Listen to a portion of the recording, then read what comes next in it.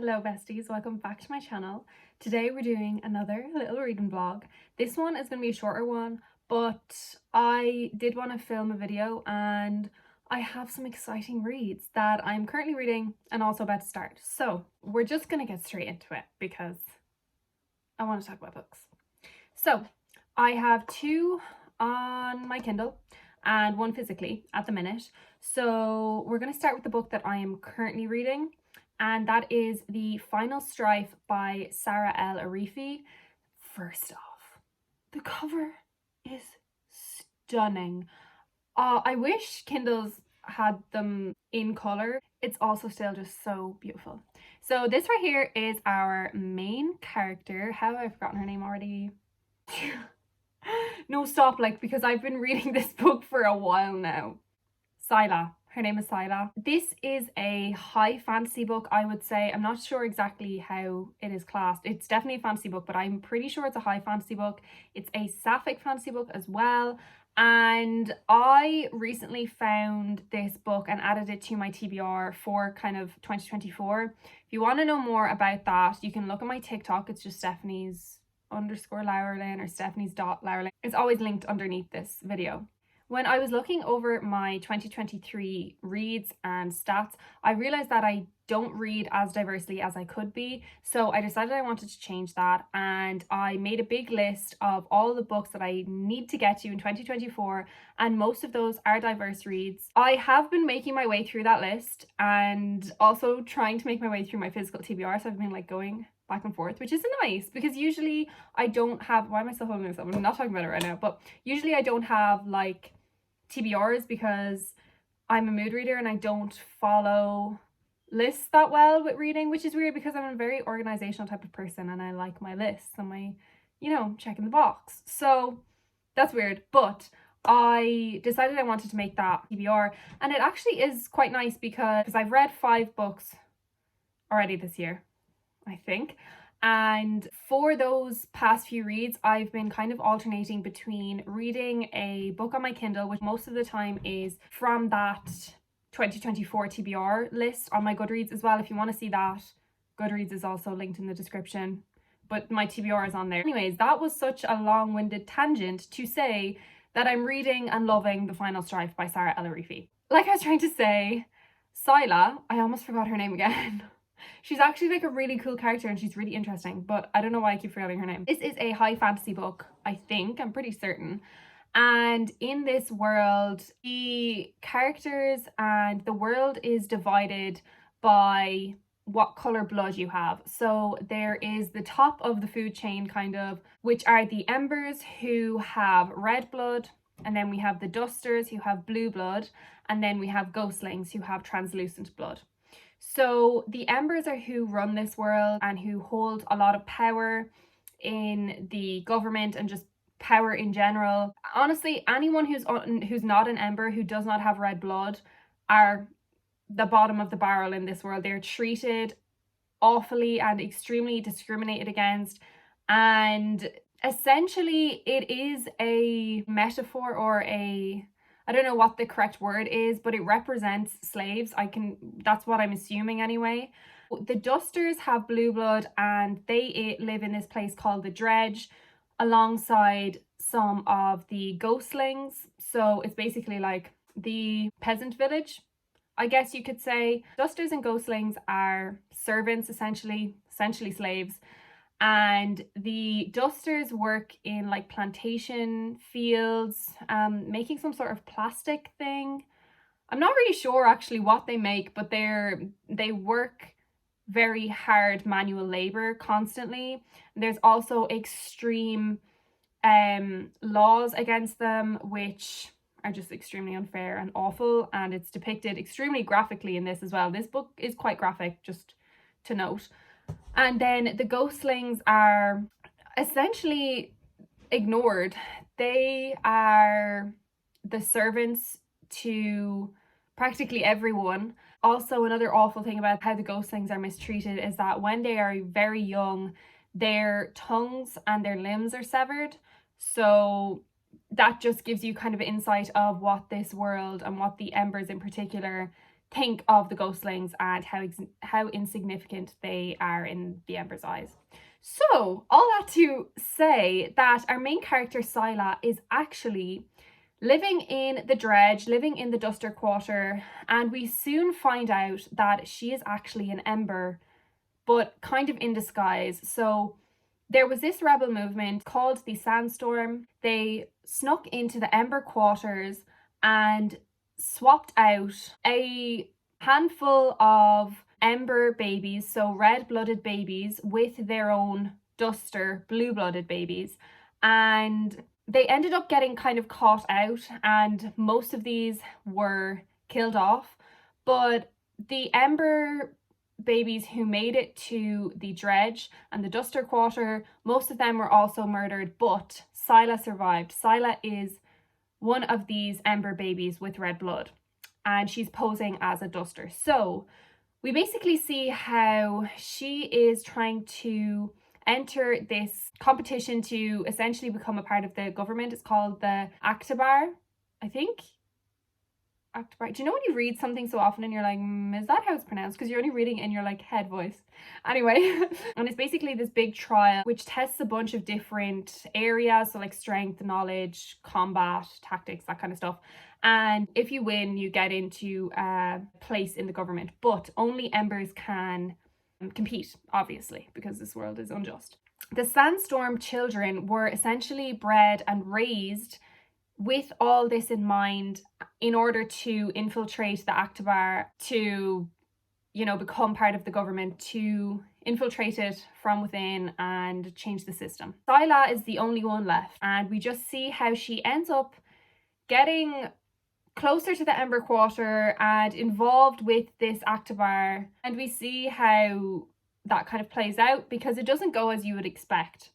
And we also have a sapphic love story in this.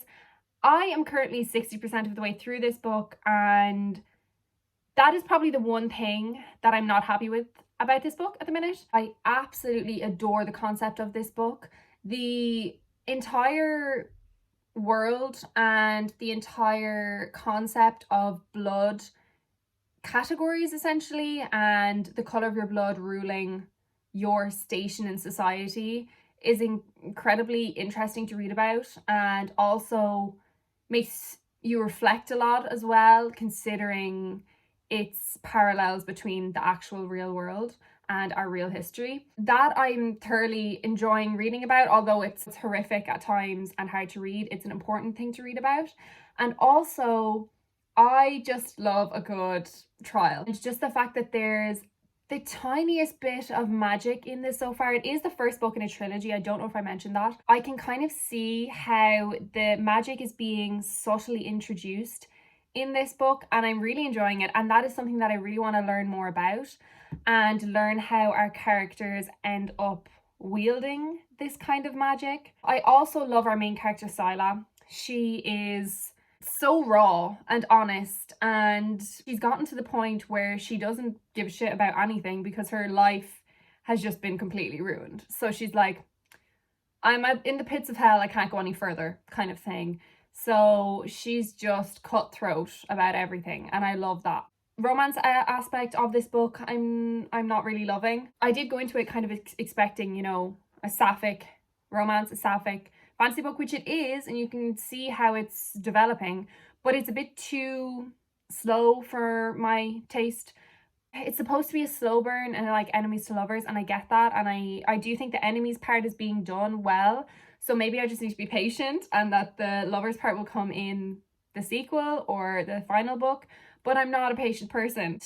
Aside from that, I also do think that the love interest for our main character, Scylla, her name is Anor, I just don't think she's actually a potential love interest for Scylla. I don't see how they're compatible. They're just so different. And even the little glimpses we get of how you can kind of see them bonding and stuff, it doesn't feel genuine to me. It doesn't feel right. I can see how Anor would fall in love with Scylla, but I can't see how Scylla would fall in love with Anor, if that makes sense. I think the enemies aspect is so real, and I don't really know how to explain how I'm feeling about it. but I just don't think they're compatible, and I'm not a fan of that part, which is what I went into this novel kind of for, along with fantasy, because I love fantasy.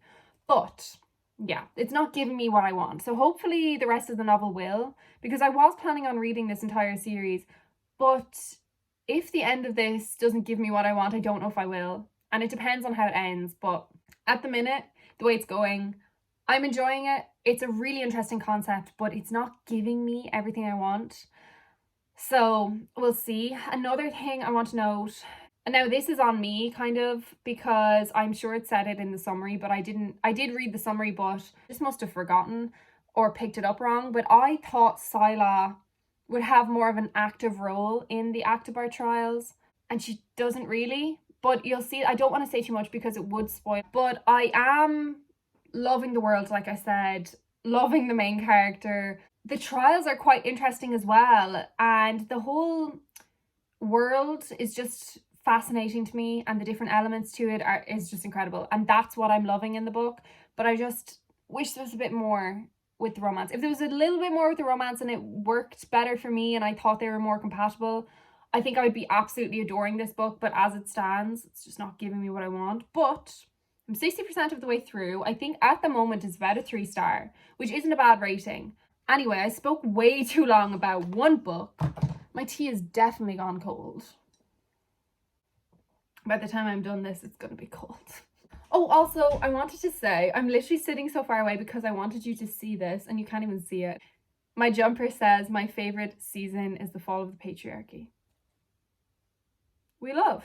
The next 2 books I'm going to talk about are on my TBR for the next few days. I picked up this one today physically because it's actually on my required reading list for my English module, for my 19th century literature module in college. And that is Frankenstein by Mary Shelley. I found this like really cool copy today. The only thing is the font, because it's a classic. I wanted to try find one with font that was a bit bigger, but the font is just like please, like why are we still doing this? You can keep the same words, just like make the font easier to read. Please. I mentioned this in my last vlog. I was reading Pride and Prejudice, but I was listening to the audiobook, and that was actually really helpful for me because I don't read classics and I find them really hard to consume, to be honest. It's hard language for me, and I don't have the patience nor the interest to keep going. I was trying to find an audiobook for Frankenstein, and there was like no good ones. I was also saying this earlier. I just think that classics should be read in an English accent, because you cannot read Frankenstein or Pride and Prejudice or Jane Eyre in an American accent, or even an Irish accent. Well, maybe an Irish accent, a posh Irish accent. But I don't know. I just think English accents just have to be the accents that you use when you read these. Do you know what I mean? That's just a personal preference, I think, but it just sounds right. Anyway, all that to say, couldn't find one. And my library ones are all on hold. So I can't access those for when I need them, because I need to read this book in the next like week and a half, because my next 2 lectures are based around this. And I'm also doing my assignment on this. So I needed a physical copy. I also kind of needed it to annotate too, because last semester I used my Kindle for one of my texts, and as much as I love my Kindle and it was quicker for me to read, the annotations were really hard to get. So like it's easy for me to flick through my tabs here and just get one, whereas the annotations on Kindle are just so hard. Anyways, why am I having another rant and going on a tangent again? I'm in a talkative mood today, apparently. Frankenstein by Mary Shelley is one of the books on my TBR for the next few days, and I'm actually very excited. I read the author's kind of introduction. Mary Shelley is like funny. Like, okay, queen. But I did watch a movie about Mary Shelley once, and I was just like, yes, love. Like, Mary Shelley is a bit of me. Also, I think this type of classic might be more my vibe and my type of thing, because like I was mentioning in my last vlog, I did not like Pride and Prejudice. I have no interest in those kind of things, but Frankenstein is a gothic horror. I'm excited to get into this one, to be honest. I have literally been talking for so long, like what am I even talking about? Anyway, okay, so I had to go and look up the description of this book on Goodreads because I didn't actually know that much about it. So I just got an email saying that I was approved for an ARC, And that arc was Red Sight by Meredith Mooring. And so that's on my TBR as well for this week. It is an arc from NetGalley, if I didn't say that. And I literally just went on my NetGalley and clicked the filter for LGBTQIA plus books alongside fantasy and sci-fi books. And so this came up on that. And I'm going to pop up a picture of the description of this book according to Goodreads, because I know nothing about it really, except for our main character being a part of some sort of thing. And that's such a bad description. Like, I literally don't know. And I just know that it's sapphic, and the sapphic love interest attacks. She's like a pirate and she attacks the ship that this other girl's on. Don't know. Sounds good. And when I was looking at it on Goodreads, it said that this is a debut adult space opera book. So sounds good. I don't think I've read many space operas. The only one that's coming to my mind is Gideon the Ninth, or the Loch Tomb series by Tamsin Muir, and you know that I am obsessed with that series. And it's also gay, so like I feel like I'm gonna like this. And also in the tagline, I do remember it saying on NetGalley that if you're a fan of Dune and Gideon the Ninth, you might like this one. So I saw that and I was like, immediately yes. And I read a bit more and then I was like, request. So yeah, I got approved for this arc and I'm gonna be starting this one soon enough. I do want to finish the Final Strife before I start this, because I feel like otherwise I'll never finish the Final Strife, just because I'm not loving it at the minute. But I'm so close to the finish. Like I do need to read it. Do you know, I do want to finish it. That was such a long intro. Oh my god, I just realized that that was supposed to be my intro. That's the reading plans for the minute. And I'll talk to you all hopefully for a shorter amount of time next time, but whenever I have an update. I've read a lot of books in January so far, but they've all been audiobooks because I was in Belize and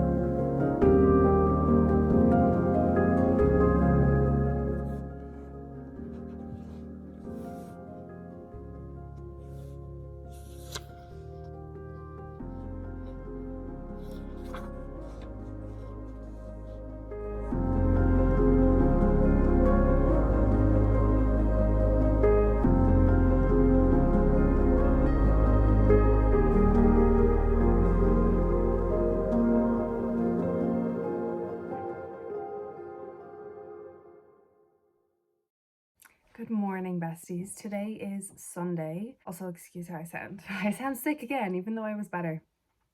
I don't know. I started Frankenstein when I was last talking to you, and I have read a bit more since then. So I'm now on page 34, which is chapter 3. I know that doesn't sound like a lot, but it's a classic. And look at this font.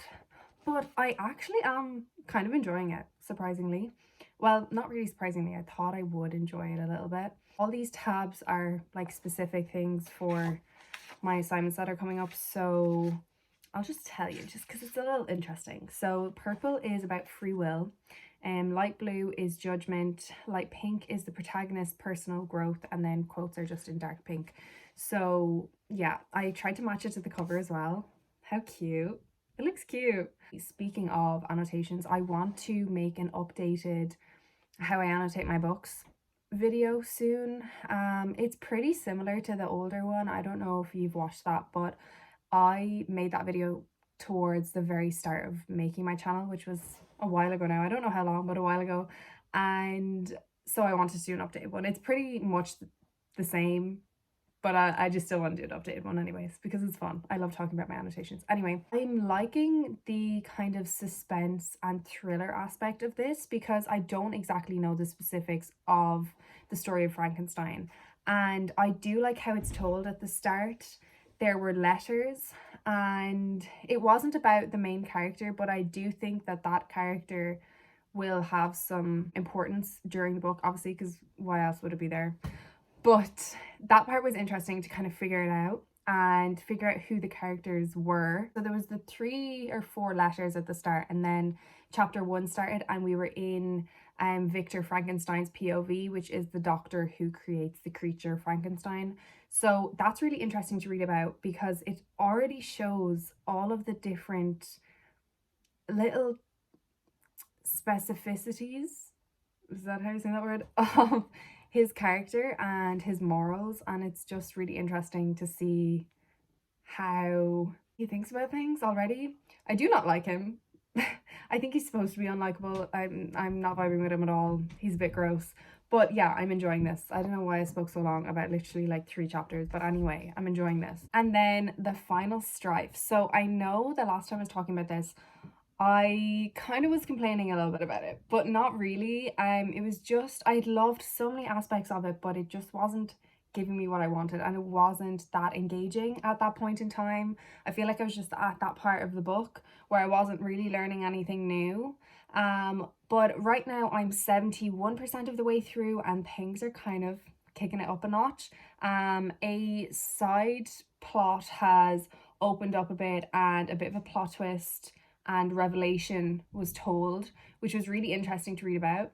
And also the characters Nor and Sila are kind of growing closer, still have the same stance that I had in my earlier clips about them not really feeling compatible and me not really being a fan of their relationship, but at the same time, like, if there is more chemistry given, I will love it because I love a good sapphic romance, you know?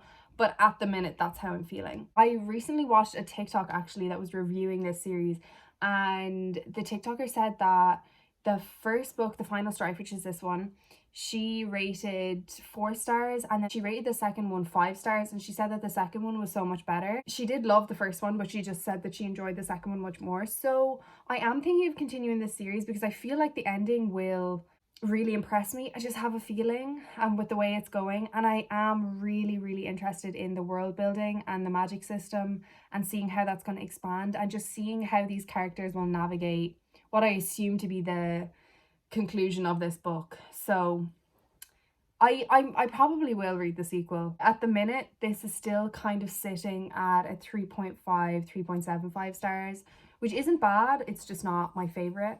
But yeah, I just wanted to mention that. I have not started Red Sight, I think is what the arc is called, that I got because I wanted to finish The Final Strife before I start that, because I know if I don't, I'll never finish The Final Strife because that's just the way I am. Like, because it's not, well, now it's engaging me, but because it wasn't engaging me that much, I know that if I started the other book, because it's on my Kindle as well, I'll just gravitate towards that and I will never finish this.